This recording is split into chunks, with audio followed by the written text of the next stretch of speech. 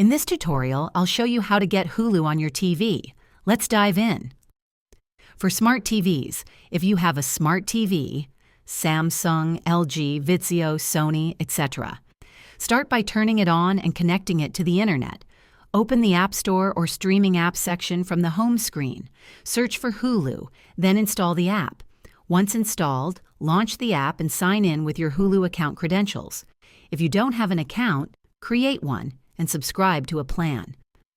For streaming devices, if your TV isn't a smart TV, use a streaming device like Roku, Amazon Fire Stick, Apple TV, or Chromecast.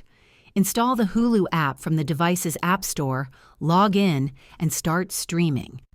Using HDMI connection, alternatively, connect a laptop, smartphone, or tablet to your TV via HDMI or screen mirroring.